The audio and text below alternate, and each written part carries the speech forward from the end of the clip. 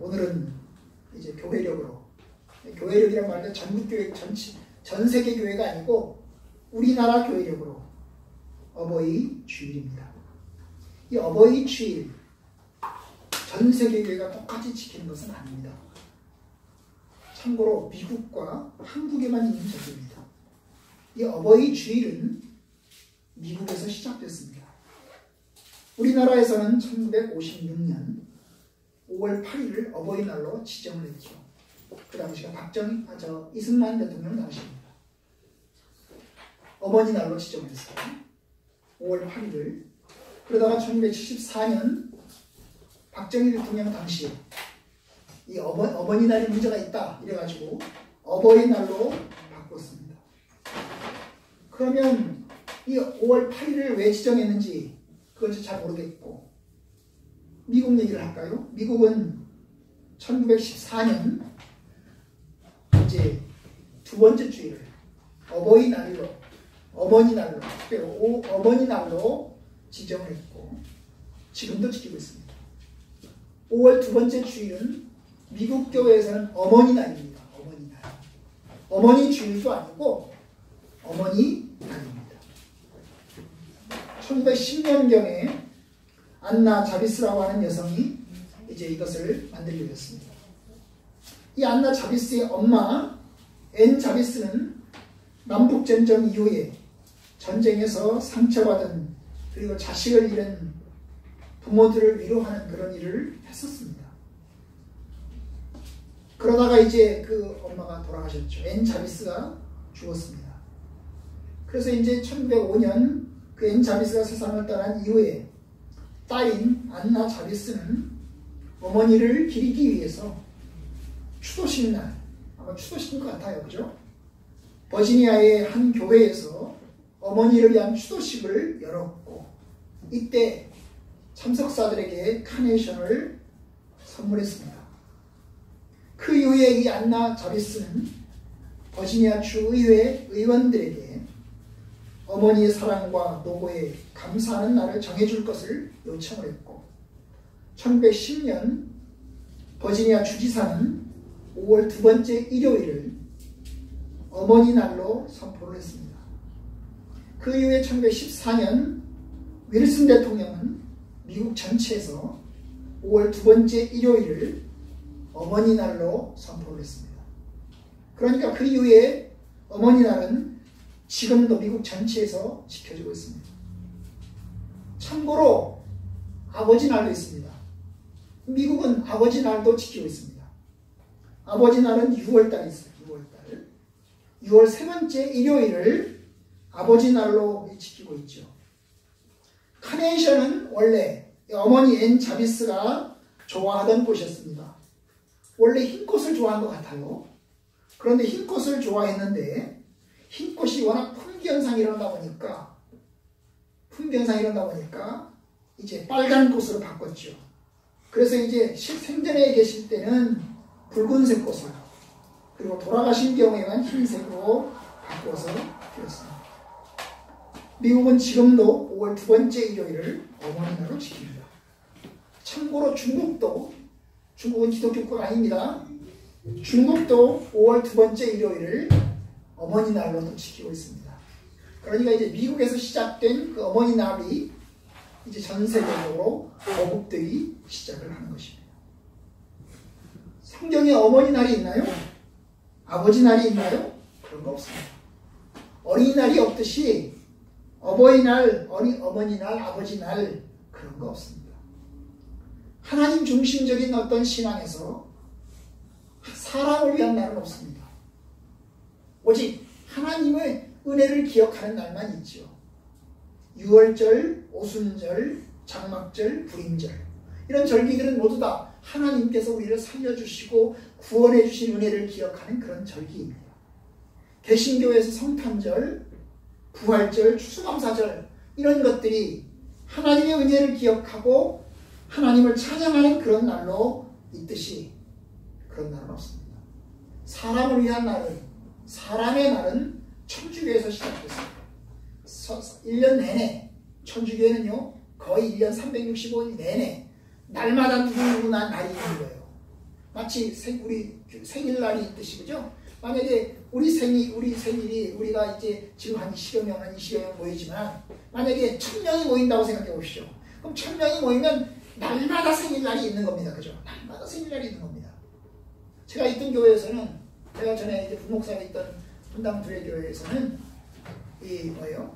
생일을 맞은 사람 혹은 결혼기념일을 맞은 사람이 교회에다가 화분을 이제 꽃꽂이를 했어요.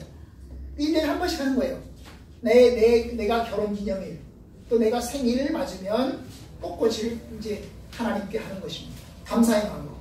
아마 지금도 그런 교회는 꽤 많은 것 같아요. 사람의 날은 성경에 없습니다. 그리고 필요에 의해서 어린이날, 어머니날을 만들었고 어린이 주일, 어버이 주일을 이제 만든 셈인 것입니다. 성경에 없지만 그래도 어버이 주일이 이제 우리 한국 교회에서는 하나의 전통으로 잘 들려갔어요. 제가 어릴 때, 제가 주일학교 다닐 때 조금 지금부터 4, 50년 전 일이죠. 그 당시에도 이제 어버이 주일이 있었습니다. 그때는 이제 꽃을 만들어가지고 그 전날 이제 토요일날 좀 꽃을 만들어가지고 토요일 하루 종일 꽃을 만들었어요. 그래서 꽃을 만들어가지고 주일 아침에 교회 오시는 어르신분들한테 꽃을 달아드렸습니다. 빨간 카네이션을 달아드렸고 그 다음에 이제 부모님이 안 계신 분들에게는 하얀 카네이션을 달았습니다. 저는 하얀 카네이션을 제가 달아봤습니다. 제 가슴에 달아봤습니다. 그래도 어쨌든 우리가 이제 어버이 주일로 우리 교회가 지키고 있으니까 한번 그 의미를 생각해 보도록 하겠습니다. 여러분 아시는 것처럼 어버이날은 없지만 부모를 존경하고 또 중히 여기는 그런 말씀들은 성경에 있습니다. 아시는 것처럼 오늘 10계명에 있습니다. 출애굽기서 20장을 보시면 오늘 읽은 첫 번째 말씀 출애굽기서 20장은 10계명 중에서 5번째 계명이지요. 다 같이 읽어봅시다. 20장 12절 다 같이 시작. 네 부모를 존경하라. 그리하면 네 하나님 여호와가 내게 준 땅에서 네 생명이 길리라. 여러분 이것은 10계명 중에서 5번째 계명입니다. 내 부모를 공경해라. 이것이 하나님의 명령입니다. 부모 공경, 하나님의 명령을 강조합니다. 여러분 신명기서에 가시면 그것을 더 강조합니다. 신명기서 5장 16절을 봅시다. 신명기서 5장 16절에 가시면 그것을 더 강조합니다. 부모 공경을 더 강조합니다.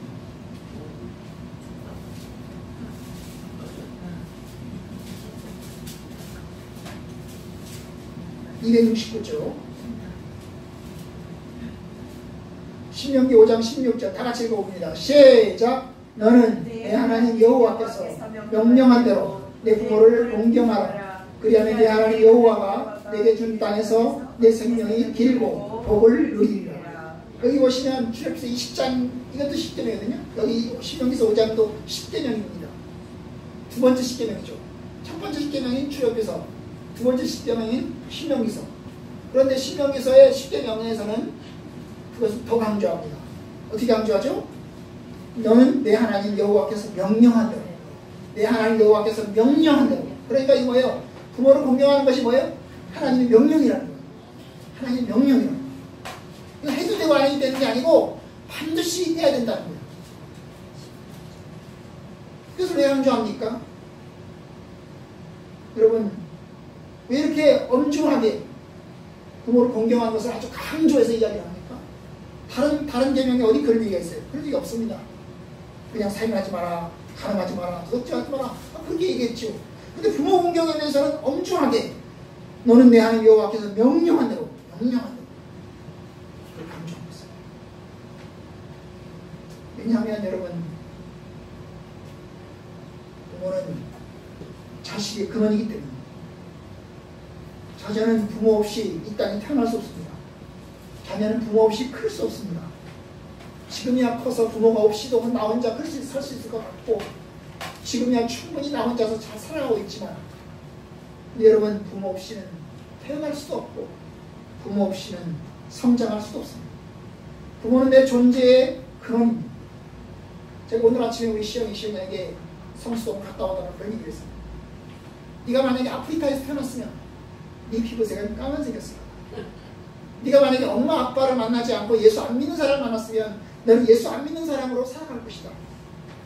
우리 집에 와서 예수 믿고 사는 거다. 여러분 그렇습니다. 부모 없이는 내가 태어날 수 없고 부모 없이 내가 클 수 없습니다. 여러분 내가 혼자 컸나요? 아닙니다. 내가 태어나서 엄마 젖 먹으면서 컸습니다. 엄마가 내 기저귀 갈아주고 나 먹을 거 만들어주고 그러면서 컸습니다. 나 혼자 큰 게 아닙니다. 사람들은 부모 없이도 나 혼자 큰 것 같아요. 내가 잘나서 큰 것 같아요. 그런데 여러분 그렇지 않아요. 부모 없이 클 수 없습니다. 그렇기 때문에 내 부모는 존재의 근원이에요. 그뿐이 아닙니다. 여러분 그렇지 않습니다. 학모에는 하나님 어떻게 섬길 것입니까? 부모는 하나님의 대리입니다. 하나님께서 부모에게 말씀하셨어요. 너의 자녀를 주의 교양과 훈계로 양육하라. 이게 지난주에 말씀이었죠. 그죠? 자녀를 주의 교양과 훈계로 양육하라. 그래서 하나님의 자녀로 만들어라. 그 말이잖아요. 그것 따라서 부모는 자녀를 하나님과 동등한, 나와 자신과 동등한 인격체로 보고 그 자녀들이 하나님의 귀한 자녀로 자랄 수 있도록 훈계와 가르쳐서 컸습니다. 사람답게 크게 한 것 부모입니다. 만약에 부모가 없었으면 우리는 사람답게 크지 못합니다. 제가 우리 시언니한테 자주 하는 말이 있어요. 너 언제 사람 될래? 아니 사람 아닙니까? 태어나자마자 사람입니다. 그래서 제가 말할 때 그 사람은 뭐예요? 사람은 사람구시라는 사람이잖아요. 스스로 독립해서 자기가 할 거, 자기 역할을 감당하는 사람. 너 언제 사람 될래? 사람 됐으면 좋겠다. 그럼 시험이 그러죠. 아니 내가 사람인데 내가 사람 아니야? 여러분 부모들도 여러분에게 가끔 그렇게 할 겁니다. 너 언제 사람 될래? 그래서 사람은 사람이 아니죠. 사람 역할을 제대로 감당하는 사람. 그럼 사람 역할이라는 게 뭡니까? 자기가 자기 일 감당해 나가고 자기가 자기 책임지고 독립해서 조금 더 커서 출가하고 자녀를 낳고 키우는 게 사람이 아닙니까 여러분? 성경에 보면 제가 지난주에 얘기했지만 창세기 5장에 보시면 사람이 누가 몇 살에 누구를 낳고 몇 살까지 자녀를 낳고 살다가 죽었더라.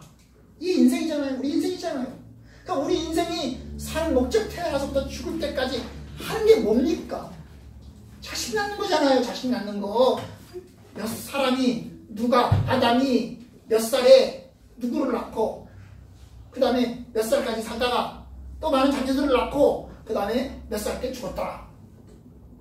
이 창세기 5장에 나와 있는 얘기입니다. 창세기 5장을 쭉 보세요. 보시면 몇 살에 누구를 낳고 몇 살 때까지 살다가 몇 살 자식 낳고 몇 살에 죽었다. 이 얘기가 계속 나와. 그러면 사람의 역할 가장 중요한 본분이 뭡니까? 결혼해서 자녀를 낳고 키우는 겁니다. 그게 가장 중요한 본분 가운데. 그걸 했으면 사명을 감당한 겁니다. 비록 부자가 못 되고 비록 크게 성공하지 못하고 크게 이름을 남기지 못했어도 한 겁니다. 요새는 젊은 사람들 결혼 안 하고 홀로 지내는 분들도 많고 또 결혼하고 나서도 그냥 둘만 행복하게 지내자. 우리는 애기 낳지 말자. 그래서 애기도 안 낳는 사람들도 있습니다.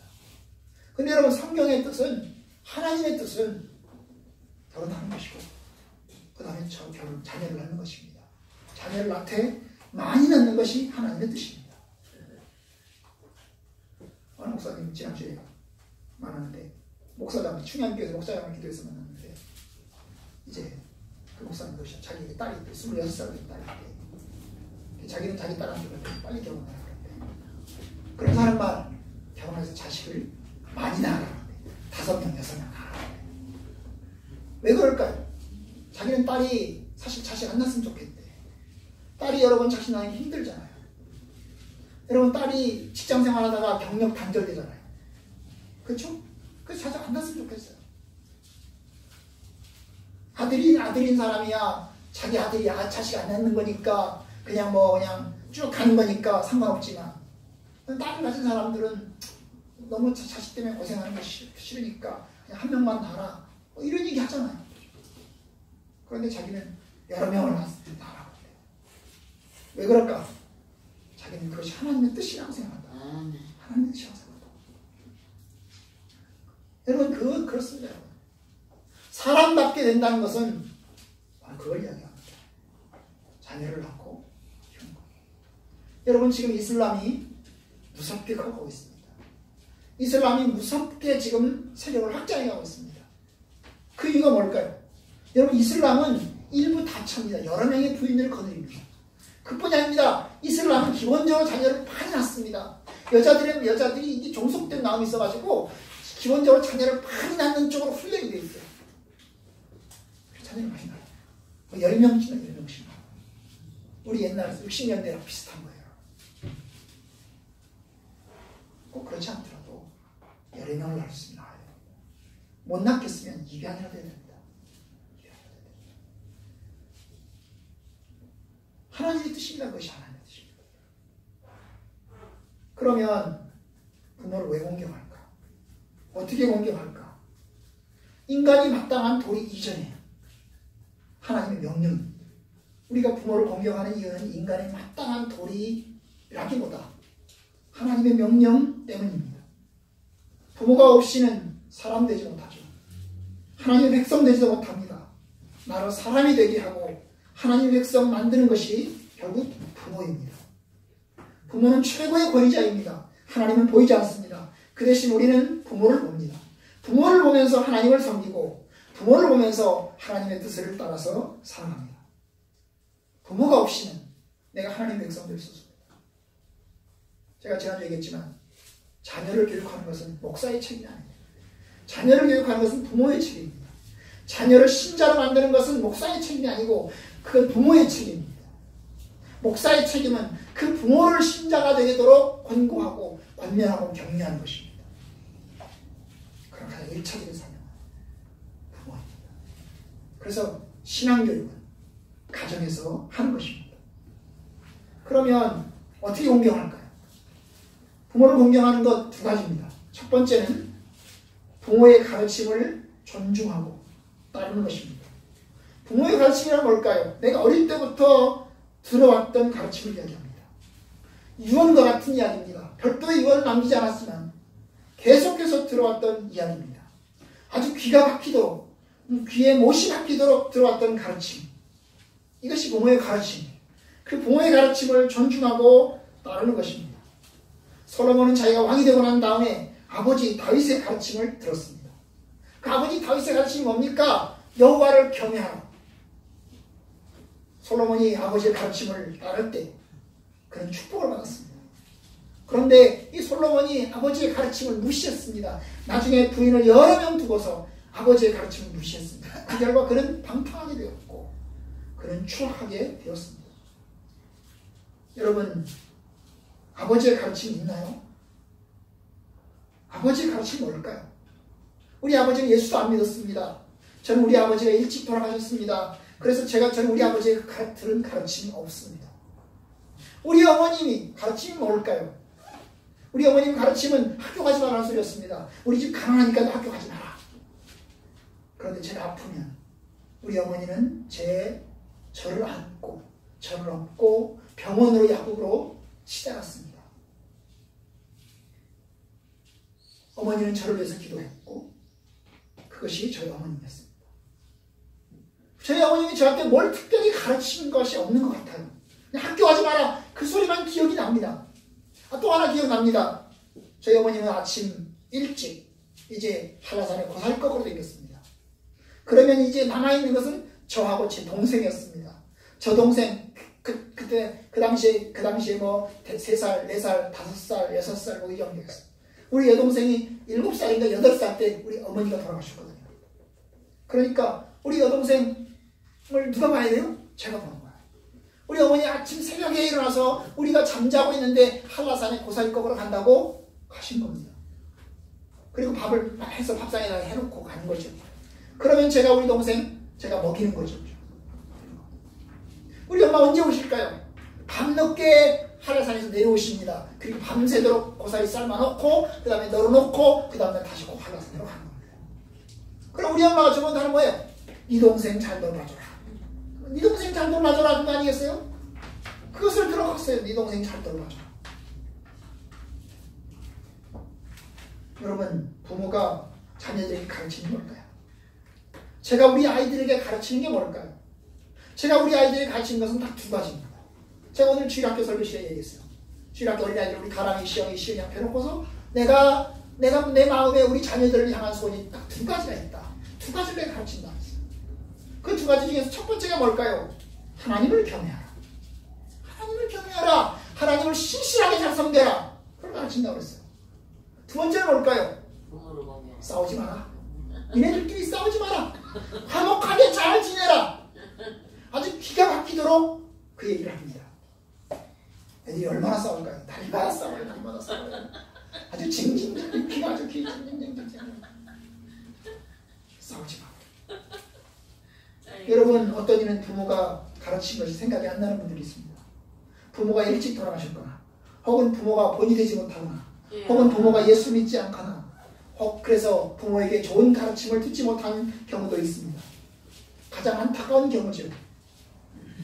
부모가 본이 되었으면, 부모가 모델이 되었으면 더 좋았을 텐데 부모가 모델이 되지 못해서 좋은 것을 보지 못하고 그런 자녀들도 있습니다. 맨날 아버지가 술 먹고 맨날 아버지가 욕하고 그 다음에 뭐 이런 거를 보고 크는 자녀들이 있습니다. 참 안타깝죠. 그런데 여러분, 사실 부모는 삶으로 가르치는 거잖아요. 부모는 말로도 가르치지만 자신의 삶으로 모범된 삶으로 가르치는 거잖아요. 옆으로 걸어가는 개를 닮아서 그 개의 자식도, 새끼 개도 옆으로 걸어갑니다.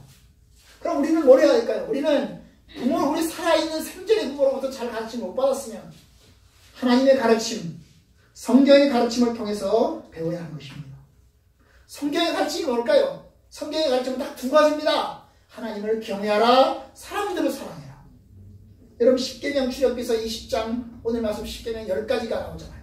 그 10가지를 한마디로 딱 축약을 하면 하나님을 경외하라. 뭐죠? 너는 나 외에 다른 신을 내게 두지 마라. 너를 위해서 우상을 만들고 섬기고 절하지 마라. 너의 하나님 여호와의 이름을 망령되이 마라. 안식일을 기억하여 거룩하게 지켜라. 그럼 뭐예요? 하나님을 경외하라는 거 아니에요. 하나님 중심으로 살아라. 내 부모를 공경하라. 살인하지 마라. 간음하지 마라. 도둑질하지 마라. 내 이웃에 대해서 거짓 증거하지 마라. 내 이웃의 것을 탐내지 마라. 한마디로 말하면 뭡니까? 다른 사람들을 사랑하는 거예요. 다른 사람들 걸 빼앗고 다른 사람들 걸 착취하고 그렇게 하지 말고 다른 사람 사랑하라. 열심으로 하나님 섬기고 열심으로 하나님 사랑하고 열심으로 다른 사람 사랑하고 섬겨라. 여러분, 이것이 우리 부모들이 가르친 가르침. 그럼 어떻게 됩니까? 우리는 이 가르침을 따라서 살아야 됩니다. 우리 부모님의 가르침을 따라서 살아야 됩니다. 이것이 부모를 공경한 것입니다. 부모님의 가르침을 존경하고 존중하고 부모님의 가르침을 따라서 사는 것입니다. 성경에 보면 어떤 이제 성경에 보면 이제 열왕기 상하 역대상으로 가잖아요. 그럼 어떤 사람은 초반에는 하나님 말씀을 잘 섬깁니다. 그런데 나중에 후반 인생의 후반부로 가면 하나님을 버리고 떠나갑니다. 자기 멋대로 살아요. 그럼 뭐가 달라질까? 그 축이 뭘까요? 축을 보면 제사장들이 있는 거예요. 여호야다 제사장이 살아있는 동안에는, 혹은 아무개 제사장이 살아있는 동안에는 하나님의 말씀을 지키고 산다가 제사장이 죽고 나면 하나님을 버리고 사는 것입니다. 하나님을 버려요. 여러분, 요아스, 제가 정확하게 기억이 안 나는데 요아스 왕인 걸로 기억이 되는데, 요아스 왕은 태어나자마자 그는 성전에서 컸습니다. 고모 손에 컸습니다. 그의 아버지가 일찍 죽었어요. 그리고 이제 그의 아버지의 이 시어머니죠. 아버지 엄마, 시어머니가 이제 북에서 내려온 아달랴라고 하는 여자인데, 이 아달랴라고 하는 이 시어머니가 자기 아들이 죽자 일가를 다 죽입니다. 그런데 다 죽이는 중에 요아스 왕은 태어나자마자 1살이었는데 도망갔습니다. 고모가 아기를 안고 도망쳐서 살아났어요. 그래서 성전에서 숨어서 큽니다. 고모와 고모부의 손에. 고모부는 제사장이었고 고모는 제사장의 부인이었죠. 그러다가 이 요아스가 8살이 되던 해에 이 여호야다가 쿠데타를 일으킵니다. 얘가 이제 왕이 될 수 있겠다 싶어서 이제 이 아들을 조카죠, 조카. 8살 된 이 조카를 왕으로 추대할 것을 결심하고 쿠데타를 일으킵니다. 그래서 이 아달랴 여왕을 축출합니다. 쫓아냅니다. 죽이죠. 그리고 이제 이 요아스 왕을 왕으로 삼습니다. 이 요아스 왕 아직 어리잖아요. 그래서 여호야다의 말씀을 따라서 신앙생활을 시작하고 왕 나라를 다스리기 시작합니다. 그 기간 동안에 그는 선하고 거룩했습니다. 그런데 여호야다가 죽었어요. 여호야다가 제사장이 죽었죠. 죽으니까 어떻게 돼요? 이 사람 밑에, 이 사람 옆에 간신들이 들러붙기 시작하는데, 간신들이 들러붙어가지고 자꾸 이상한 소리를 이야기하니까 하나님 섬기는 거 그만합시다. 우상도 좀 만들어 봅시다. 이래가지고 이야기를 하니까 어떻게 해요? 우상이 통치하는 그런 우상을 섬기는 나라로 남유다를 만들기 시작했어요. 그래가지고 이제 그 하나님께서 선지자를 보냈습니다. 그 선지자가 누구인고 하니 여호야다의 아들 사가랴. 결국 이 요아스 왕하고는 무슨 관계요? 사촌 관계죠. 고종사촌이죠. 고종사촌. 이 사가랴 선지자가 요아스 왕을 찾아가서 하나님을 경외하십시오. 당신 그렇게 하시면 안 됩니다. 그런데 이 요아스 어떻게 할까요? 자기 사촌인 이 제사장은 사가랴를 칼로 죽여버립니다. 결국 자기 멋대로 살다가 하나님의 심판을 받아서 결국 죽습니다. 여러분, 부모의 가르침을 잘 새겨들어서 그 부모의 뜻을 따라서 살아가는 것이 하나님의 뜻입니다. 일평생 동안 부모의 가르침을 생각하고 부모의 가르침을 따라서 살아가는 것이 하나님의 뜻입니다. 부모의 가르침은 뭐겠어요? 하나님 경외하고 서로 사랑해라, 서로 싸우지 마라, 아니겠어요? 화목하게 지내라, 그거 아니겠습니까? 이 가르침을 따라서 삽시다. 이것이 가장 중요한 가르침. 두 번째, 어떻게 혼경할까요? 그것은 이제 늙은 부모를 돌보고 그리고 생활비를 지급한 것입니다. 사실 부모는 자녀를 낳고 자녀를 키우기 위해서 반평생을 헌신했습니다.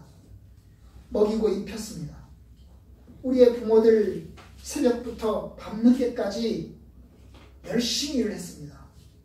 저희 집은 가난해서요, 늘 물질이 쪼들렸습니다. 사실 저는 초등학교 때 학교 가기 싫었습니다. 학교를 많이 안 갔어요. 심지어 학교를 100날 정도까지, 100일 정도까지 결석을 했어요. 아침에 엄마한테 학교 갔다 오겠습니다 하고 집에서 나섭니다. 그리고 학교 안 갑니다. 어디로 갈까요? 그건 그 당시에 이제 이 꿀 따라다니는 사람들이 돌아다니는데, 이 꿀 따라다니는 사람이 우리 마을에도 왔어요. 그래서 제가 꿀 따라다니는 사람을 쫓아다닌 거예요. 꿀 따라다니는 사람을 쫓아다닌 거예요. 열심히 꿀 많이 먹었죠. 벌이도 많이 쏘이고요. 그 사람이 왜 학교를 가라고 안 했나 모르겠어요. 근데 저는 그 사람 따라서 이제 따라다닌 거예요. 그리고 이제 저녁에는 이제 집에 온 거예요. 집에 와서 학교 다녀왔습니다. 우리 엄마는 이제 그냥 속는 겁니다. 학교 갔다 왔나 보다. 근데 하도 학교를 안 가니까 선생님이 찾아오신 겁니다. 결국 대통령이 났습니다. 우리 선생님 좀 일찍 찾아오지. 요즘은 3일만 결석하면 바로 이제 문제가 되죠. 그죠? 지금 옛날에는 그냥 100일 동안 학교를 안 갔다니까. 왜 학교를 안 갔을까요? 학교 가면 스트레스예요. 도화지 갖고 와라. 지금은 학교에서 다 나눠줍니다. 초등학교 다 나눠줘요. 지금은. 도화지 갖고 와라. 크레파스 갖고 와라. 연필 갖고 와라. 갖고 와라. 근데 여러분, 그거 엄마가 돈 줘야 살 거 아니에요. 그런데 그걸 살 돈이 없는 거예요. 그냥 가라는 거. 엄마 그냥 가라는 거야. 그냥 가라는 거야. 거기다가 이제 지금은 초등학교, 중학교 등록금 안 내죠. 근데 그 당시에는 등록금을 냈습니다. 그죠? 육성회비인가 뭔가 뭐 월사금인가 그런 걸 냈어요. 그죠? 그럼 월사금 갖고 와. 선생님을 독촉하게 월사금 갖고 와. 월사금 갖고 와라. 월사금 갖고 와라. 불러서 너 누구 안 내도 누구 안 내도 갖고 와라. 갖고 와라. 이게 스트레스인 거예요. 그래서 엄마한테 월사금 달라고 하면 엄마는 옆집에 가서 꽂아 주고 가져가라고 이야기도 하고, 어떤 때는 없다고 하는 거지. 없다고 그냥 가라. 오늘은 그냥 가라. 그냥 가라. 나중에 돈 생기면 준다. 돈 생기면 준다. 제가 초등학교를 졸업식을 하고도 졸업장을 못 받았어요. 왜냐면 이게 학교에 밀린 돈을 다 내야 될 거 아닙니까? 밀린 돈을 내야 졸업장을 줄 거 아닙니까? 졸업장을 못 받았습니다. 제가. 졸업장을 못 받았어요. 사진은 6학년 때 수학여행을 제주도 한 바퀴를 동안 수학여행을 갔는데 수학여행 갈 돈도 안 냈고요. 그냥 가게 해줬어요. 그 다음에 사진을 찍었는데 사진 찾을 값도 없었어요. 사진은 선생님이 나중에 졸업식 끝나고 몇 달 있다가 찾아갔더니 사진이라고 주시더라고요. 그 사람들이 지금 없죠. 그러니까 얼마나 저희 가난했겠어요. 찢어지게 가난했어요. 화장실 없는 집이죠. 수도 없는 집이죠. 전기 없는 집이죠. 아무것도 없는 집이에요. 엄청난 스트레스 받았습니다. 근데 저희 집만 그러겠어요? 여러분 집도 그랬을 거라고요. 여러분들의 부모님들도 그렇게 고생했을 거라고요. 아침부터 밤늦게까지 다 고생하기 힘들면서 여러분들을 키웠을 거라고요. 우리 여기 쓴 사람 저 금수저 있나요? 솔비는 금수저일까? 네? 여기 솔비 엄마는 금수저 출신이야. 철제 금수저 출신이야. 다 흑수 출신이야. 여기서 금수저 출신 한 사람도 없어요. 다 흑수저요. 다 힘들었어요. 우리 엄마 아버지들이 얼마나 고생들 했는지 몰라요. 그러면서 뼈가 삭고 그 다음에 건강을 잃고 나이가 드는 거예요. 우리 엄마는 옆집으로 품앗이하러 다니고 친척집에 일하러 다니고 한라산에 고사리 꺾고 다니고 모자로 다니고 그랬어요. 그걸로 쌀도 사고 과일도 사고 옷도 사고 그러면서 키웠어요. 이제 성인이 된 지금 우리는 직업을 갖고 돈을 벌고 독립해서 살죠. 근데 그러는 동안에 우리 부모는 늙었고 우리 부모는 병들었습니다. 온갖 질병이 생기고 심지어 치매까지 생긴 경우도 있습니다. 그러면 이제 우리는 부모를 공경해야 됩니다. 나를 섬겨주신 부모님, 이제는 내가 섬겨야 하는 것입니다. 사실 우리 세대는 낀 세대라 자녀들을 기르는 시간도 길고 캥거루죠. 캥거루. 자녀들 30살 먹어 40살 먹어도 열심히 여전히 챙겨줘야 되는 그런 상황에 있고 또 결혼 안 하면 또 책임지고 또 돌봐줘야 되고 아니 30 먹은 사람한테 용돈까지 줄 경우도 있잖아요. 그죠? 부모님은 또 지금은 인구 수명이 늘어가지고 옛날에 일찍 돌아가셨는데 수명이 길어가지고 막 90살, 100살까지 사신단 말이죠. 제 목사님, 우리 법률 목사님 한 분은 어머님이 96세예요. 같이 살아요. 어머님이랑 같이 살아요. 그런데 밖에 나가서 하루에 2번씩 전화를 또 해야 돼요. 아침에 받고 저녁에 볼 건데 밖에 나가 있는 동안에 어머니 같이 사는 부어머니한테 전화를 하루에 2번씩 또 전화를 하는 거예요. 자식이라고 전화를 하는 거예요. 어머니 괜찮으시냐고 점심 드셨냐고 하시는 거예요. 여러분 이게 자녀입니다. 물론 준 것이 없는 부모는 받을 것도 없겠습니다. 이인하 목사님 가끔 얘기하시는 나는 자식들에게 준 것이 없어 받을 것도 없어 그 얘기 하시더라고요. 지난주에도 얘기하셨어요. 저한테. 근데 여러분 대부분은 자녀를 위해서 희생합니다. 아주 부서지게 열심히 일을 합니다. 그렇게 컸습니다. 그러면 우리가 사람 일을 해야 됩니다. 일을 해서 소득을 얻게 하고 그걸로 부모님 용돈도 드리고 그래야 됩니다. 하나님 섬길 때 말로만 섬깁니까? 아니잖아요. 내가 열심히 일한 것으로 11조도 하고 그렇죠? 감사금도 하고 그렇게 하면서 하나님을 섬깁니다. 여러분 원래 공경이라는 말은 하나님이 쓰는 말입니다. 잠언서 3장 9절 제가 읽어보겠어요. 네 재물과 소산물의 처음 익은 열매로 여호와를 공경하라. 여러분 이 공경이라는 말은 원래 하나님한테 쓰는 말입니다. 하나님을 공경해라. 하나님을 섬겨라 그 말이죠. 하나님을 섬길 때 그냥 맨입으로 섬깁니까? 아닙니다. 재물과 소산물의 처음 익은 열매로, 청열매로 하나님을 섬겨라. 그럼 부모에게도 마찬가지입니다. 여러분. 부모에게도 우리의 물질과 우리의 소산물로 부모를 섬기는 것입니다. 저는 사실 부모님이 저희 쪽 친가 쪽은 부모님 어릴 적 돌아가셔서 안 계시기 때문에 저는 늘 그것이 지금도 이제 제가 대망난이였던 것만 보고 돌아가셨잖아요. 제가 잘하는 모습을 보고 돌아가셨으면 우리 엄마가 편안히 눈을 감으셨을 텐데 제가 엄마 말 안 듣고 맨날 말썽 부리는 상황에서 우리 어머니가 돌아가셨거든요. 꼭 청개구리 같은 상황이 청개구리가 맨날 청개구리처럼 그냥 지멋대로 살던 그 상황에서 청개구리 엄마가 죽었잖아요. 그 상황이 저의 상황이거든요. 그래서 저의 좋은 모습 본적이었어요. 그래도 저희 장모님은 그나마 좀 낫습니다. 저희 장모님은 저희가 결혼할 때 얼마나 염려했겠어요. 결혼하지 않았으면 했을 겁니다. 아니 아무것도 없는 놈한테 시집가가지고 어떻게 고생하고 살아요. 그래서 맨날 감히 용돈 주시고 맨날 줬습니다. 맨날 줬어요. 결혼하고서도 맨날 얻어다가 먹었습니다. 저희가 부모님께 용돈, 장모님께 용돈 드리는 거 별로 안 돼요. 명절 때 이제 돌아가시기 얼마 전에는 이제 명절 때 이제 빡빡하게 새 돈으로 1,000원짜리, 5,000원짜리, 10,000원짜리 바꿔가지고 갖다 드립니다. 요걸로 세뱃돈 주실 때 요걸로 주시라고 빡빡하게 그런. 그건 몇 년 했어요 제가. 그건 했어요.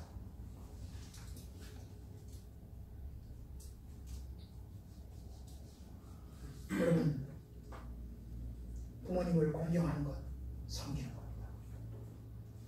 부모님을 기쁘게 하고 내가 가지고 있는 소유로 부모님을 즐겁게 하고 그들의 생계를 살아드리게 합니다.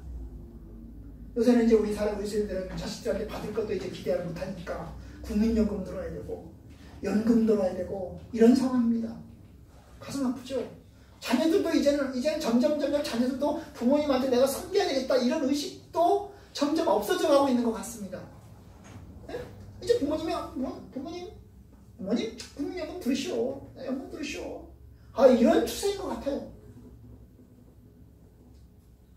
여러분, 그건 하나님 뜻이 아닙니다. 하나님 뜻은 부모를 공경하는 거예요. 근데 공경하는 게 뭘로 공경해요? 이 재물과 내 소산물로 부모를 공경하는 거예요. 그것이 하나님 뜻입니다. 그런데 어깨 무겁죠. 젊은 세대들 어깨가 무거워요. 한 어느 세월에 돈 모아가지고 어느 세월에 결혼할 때 모아가지고 어느 세월에 결혼하고 또 애를 키울 때는 또 얼마 하고 이거 참 집은 어찌게 많이 서울은 특별히 집이 문제잖아요. 근데 여러분 아버지 그래도 해야 됩니다. 그것이 하나님 뜻입니다. 여러분들 그렇게 하시기 바랍니다. 열심히 자기 직업을 갖도록 해야 되고 그래서 자기가 사람 구실하는 사람으로 살면서 부모님께 용돈 드리고 부모님을 기쁘게 하고 이런 자녀가 되어야 됩니다. 맨날 술 먹고 저희 외할머님이 이제 우리 엄마를 놔두고 혼자 제가에 가서 나온 그 자녀들 중에 아들 하나는 맨날 결혼도 안 하고 그냥 평생 동안 술 먹고 그냥 술 취해가지고 맨날 엄마 두들겨 패고 이런 폐륜도 있었습니다. 이런 자녀가 없더라고요. 마지막 한 가지 더 말씀드리고 계시려고 합니다. 근데 여러분, 부모는 우리가 살아있을 때나 부모입니다. 세상에 살아있을 때나 부모입니다. 죽으면 어떻게 되나요? 죽으면 부모님 돌아가시고 나 죽으면 하나님 앞에서는 동등해집니다. 하늘나라에서 마지막 날에 우리 부모는 자녀들과 함께 하나님 안에서 형제가 됩니다. 나도 하나님을 아버지라고 부르고 우리의 자녀들도 하나님을 아버지라고 부르고 우리의 손주들도 하나님을 아버지라고 부를 것입니다. 그럼 하나님 앞에서는 우리는 다 형제입니다. 그죠? 지금이야 이 세상에서는 엄마 아빠고 자식이고 이런 관계가 있지만 하나님 앞에 서면 우리는 1대1로 다 하나님 앞에서 선 단독자가 될 것입니다. 그러면 하나님만이 우리의 참된 부모입니다.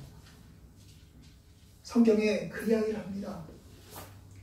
마태복음 23장 9절 봅시다. 마태복음 23장 9절 봅니다. 다 같이 찾아봅시다.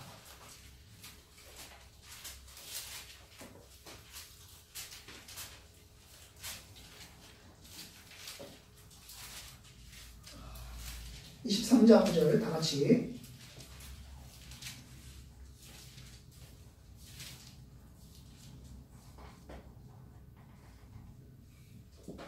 시작. 땅에 있는 자를 아버지라 하지 말라. 너희 아버지는 한 분이시니 곧 하늘에 계신 이시니라. 여러분 이 말씀을 딱 보면 이거 폐륜이잖아.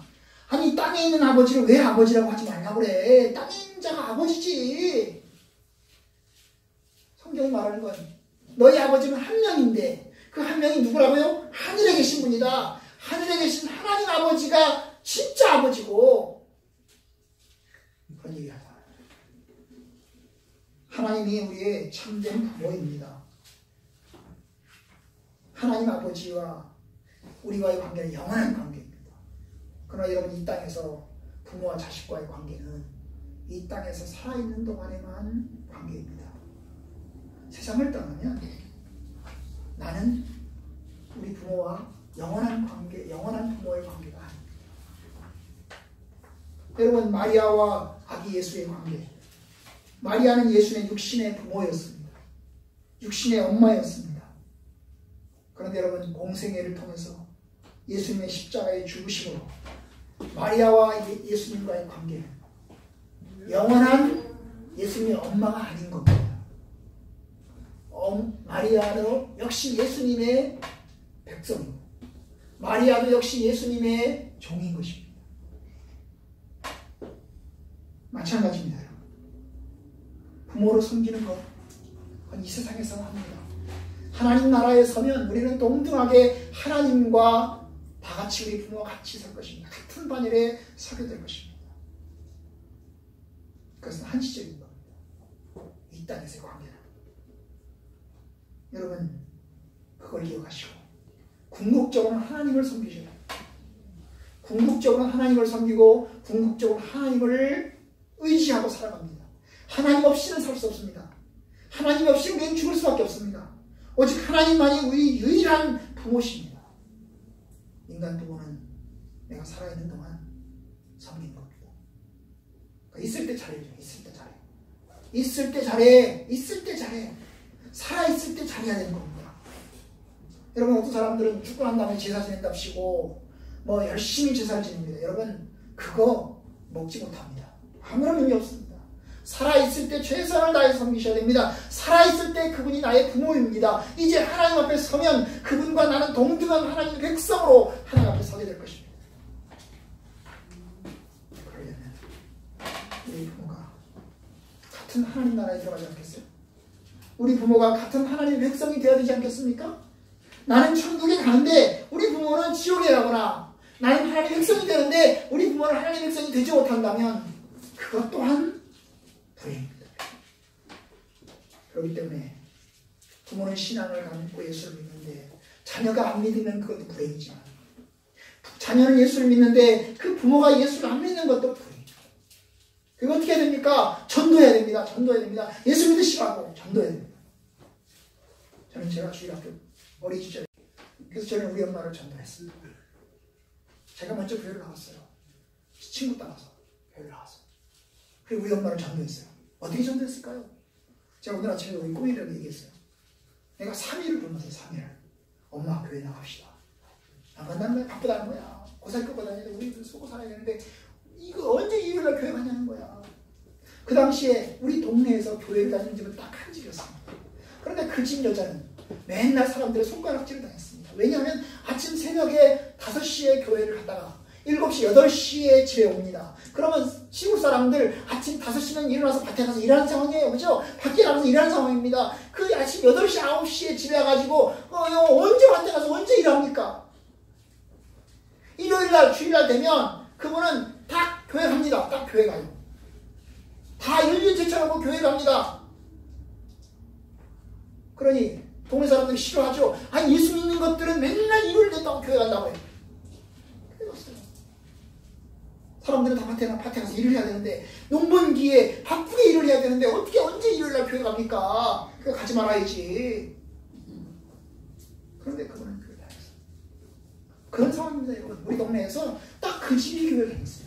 그 집 딸이 저를 전도했어요. 그 집 딸하고 저하고 동차이거든요. 나이가 같거든요. 우리 교회가 나를 전도했어요. 교회 가자고. 그래서 제가 때는 그때는 교회 갔어요. 지금은 전라북도 청업에 사는데 어떤 장로님 부인이라고. 응? 그런데 제가 우리 엄마를 전도를 해야 되겠는 거예요. 나 혼자 교회 가는 게 좀 그런 거예요. 그죠? 우리 엄마 교회 갑시다. 우리 내 바쁜데 어디 가냐? 우리 일해야 된다. 살아야 된다. 못 간다. 교회 갑시다. 못 간다. 왜 안 가면 나 밥벌 몰라요? 밥 안 먹을래요? 밥벌이죠. 그래라. 하루 굶었습니다. 이틀 굶었습니다. 3일을 굶으니까 우리 엄마가 약속입니다. 교회 가자. 그래서 교회를 전도했어요. 우리 엄마가 그래도 일찍 돌아가신 것, 교통사고 돌아가셨지만 우리 엄마가 일찍 돌아가신 것 하나님의 은혜라고 생각합니다. 그 당시에 왜 우리 엄마를 일찍 불러가서 내가 살기 힘들까 그랬는데 우리 엄마가 일찍 돌아가신 것이 하나님의 은혜예요. 왜냐하면 살아있었으면 나 키우느라고 얼마나 더 고생했을 거 아니에요. 그런데 그는 하나님 품에 안식을 한 겁니다. 하나님 품에 안식한 거예요. 살아있는 나는 힘들게 고생했지만 우리 어머니는 세상에서의 수고를 다 그치고 하나님 품에 안식을 하신 겁니다. 죽어서 지옥 간다면 그걸 참 비참한 거 아닙니까? 그죠? 비참한 거. 나는 목사가 됐는데 하나님의 사람 됐는데 우리 엄마는 예수 안 믿는 사람으로 있었다면 이거 말고 비참한 게 어디 있어요? 예수 믿도록 기도하시고 권고하시고 전도하시고 말씀하셔야 됩니다. 부모님 예수 믿으시라고. 예수 믿으세요. 엄마 아빠 예수 믿으세요. 엄마 아빠 교회 나가요. 하세요. 서주라도 해야 돼요. 여러분 그것이 효도입니다. 진짜 효도는 뭘까요? 돈 주는 거 용돈 주고 생활비 주는 게 아니에요. 진짜 효도는 뭐예요? 하나님을 같이 섬기도록 하나님을 섬겨서 하나님 백성이 되도록 하는 것입니다. 여러분 그걸 기도하시고 노력하세요. 여러분의 엄마, 여러분의 아빠 예수 믿도록 여러분이 힘쓰고 기도하시기 바랍니다. 부인이 못하는 거 아니 엄마가 못하는 거 자녀된 여러분이 하시기 바랍니다. 그래서 하나님을 아버지라고 섬기는 복된 믿음의 가정